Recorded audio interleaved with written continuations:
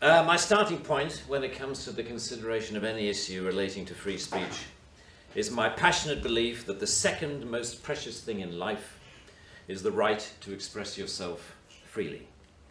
The most precious thing in life, I think, is food in your mouth. And the third most precious is a roof over your head. But a fixture for me in the number 2 slot is free expression, just below the need to sustain life itself.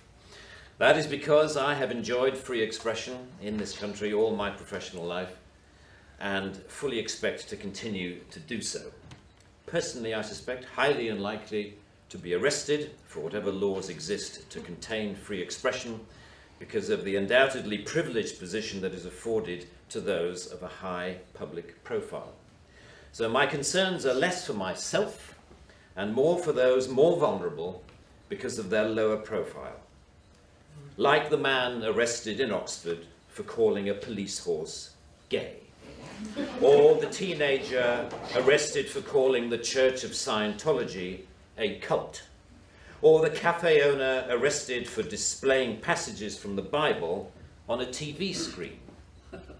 When I heard of some of these more ludicrous offences and charges, I remembered that I had... And that's crazy because there was police around a bunch of Muslims doing a prayer in the public street.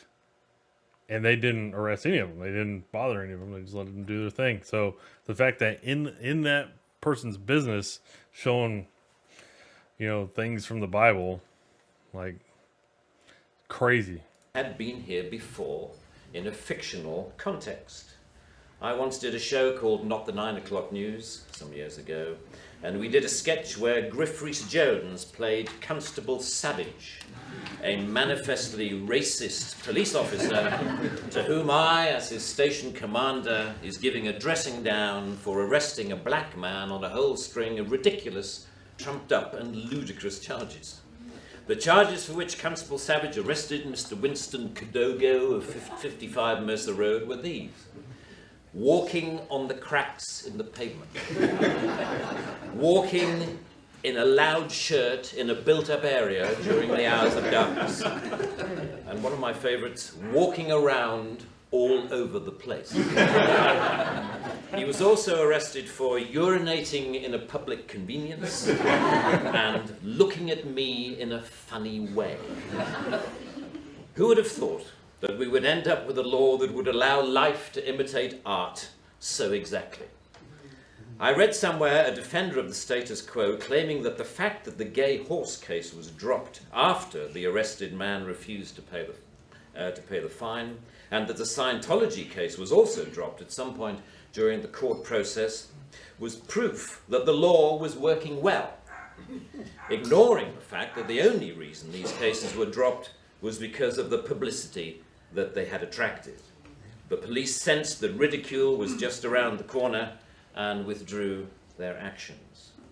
But what about the thousands of other cases that did not enjoy the oxygen of publicity, that weren't quite ludicrous enough to attract media attention? Even for those actions that were withdrawn, people were arrested, questioned, taken to court, and then released. That isn't a law working properly. That is censoriousness of the most intimidating kind, guaranteed to have, as Lord Deer says, a chilling effect on free expression and free protest. Parliament's Joint Committee on Human Rights summarised, as you may know, this whole issue very well by saying, while arresting a protester for using threatening or abusive speech may, depending on the circumstances, be a proportionate response, we do not think that language or behaviour that is merely insulting should ever be criminalised in this way. The clear problem with the outlawing of insult is that too many things can be interpreted as such. Criticism is easily construed as insult by certain parties. Ridicule easily construed as insult. Sarcasm, unfavourable comparison, merely stating an alternative point of view to the orthodoxy can be interpreted as insult. And because so many things can be interpreted as insult, it is hardly surprising that so many things have been, as the examples I talked about earlier show. That's just the whole mental health crisis. Like, don't offend me. I don't want to be offended. And it's like, dude, you're gonna be offended by everything, anything, and everything in life. Like everything offends those people. Everything. If you get offended, you get offended by everything. Although the law under discussion has been on the statute book for over 25 years, it is indicative of a culture that has taken hold of the programs of successive governments, that with the reasonable and well-intentioned ambition to contain obnoxious elements in society, has created a society of an extraordinarily authoritarian and controlling nature. That is what you might call the new intolerance, a new but intense desire to gag uncomfortable voices of dissent. I am not intolerant, say many people, say many softly spoken, highly educated, liberal-minded people. I'm only intolerant of intolerance. And people tend to nod sagely and say, oh yes, wise words, wise words. And yet if you think about this supposedly inarguable statement for longer than 5 seconds, you realize that all it is advocating is the replacement of one kind of intolerance with another, which to me doesn't represent any kind of progress at all. Underlying prejudices, injustices, or resentments are not addressed by arresting people. They are addressed by the issues being aired, argued, and dealt with, preferably outside the legal process. For me, the best way to increase society's resistance to insulting or offensive speech is to allow a lot more of it. As with childhood diseases, you can better resist those germs to which you have been exposed. We need to build our immunity to taking offense so that we can deal with the issues that perfectly justified criticism can raise. Our priority should be to deal with the message, not the messenger. As President Obama said in an address to the United Nations only a month or so ago, laudable efforts to restrict speech can become a tool to silence critics or oppress minorities. The strongest weapon against hateful speech is not repression, it is more speech. And that's the essence of my thesis, more speech. If we want a robust society, we need more robust dialogue, and that must include the right to insult or to offend. And even if, as Lord Deere says, the freedom to be inoffensive is no freedom at all. The repeal of this word in this clause will be only a small step, but it will, I hope, be a critical one in what should be a longer-term project to pause and slowly rewind a creeping culture of censoriousness. It is a small skirmish in the battle, in my opinion, to deal with what Sir Salman Rushdie refers to as the outrage industry. Self-appointed arbiters of the public good, encouraging media-stoked outrage to which the police feel under terrible pressure to react. A newspaper rings up Scotland Yard. Someone has said something slightly insulting on Twitter about someone who we think a national treasure. What are you going to do about it? And the police panic and they scrabble around and then grasp the most inappropriate lifeline of all, Section 5 of the Public Order Act, that thing where you can arrest anybody for saying anything that might be construed by anyone else as insulting. They don't seem to need a real victim. They need only to make the judgment that somebody could have been offended if they had heard or read what has been said. The most ludicrous degree of latitude. The storms that surround Twitter and Facebook comment have raised some fascinating issues about free speech, which we haven't really yet come to terms with. Firstly, that we all have to take responsibility for what we say, which is quite a good lesson to learn. But secondly, we've learned how appallingly prickly and intolerant society has become of even the mildest adverse comment. The law should not be aiding and abetting this new intolerance.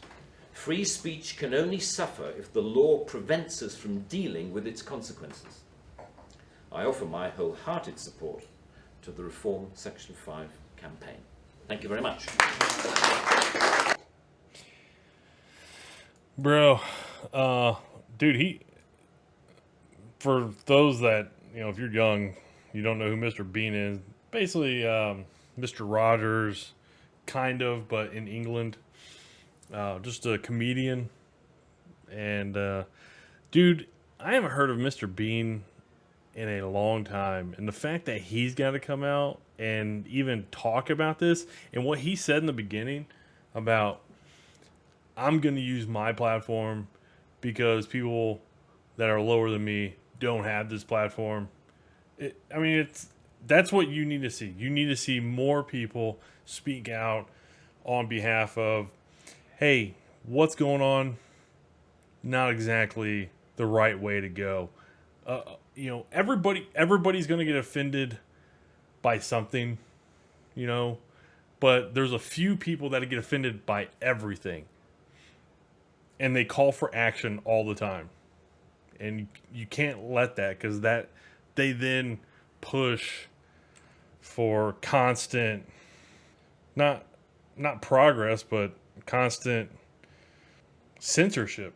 And when something's really going wrong, that's when censorship becomes a real issue, because it could be very much politically motivated. As we all know, here in the U.S., it's campaign season for presidential election time, so everybody is pointing fingers and casting blame, and oh, he said this, she said this, did that, whatever. Mr. Bean's right. Need more speech, and there should never be a limit on free speech.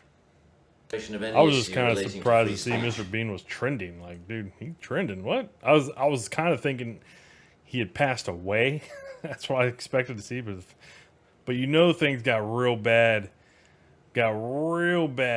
With in the UK if Mr. Bean's coming out and making a statement like that.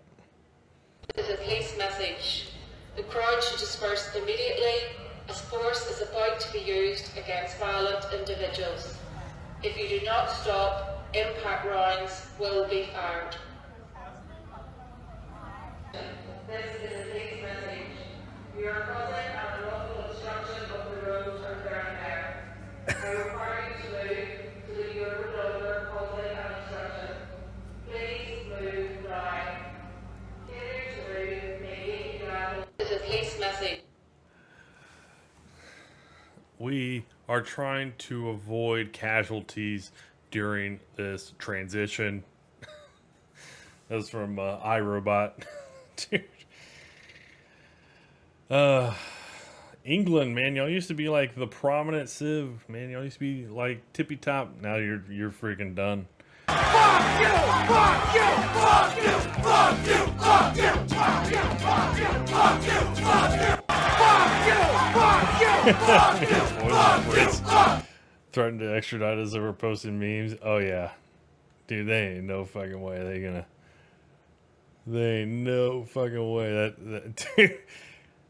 I'm sure there's probably people in politics in the UK like, why did you say that? What are you doing?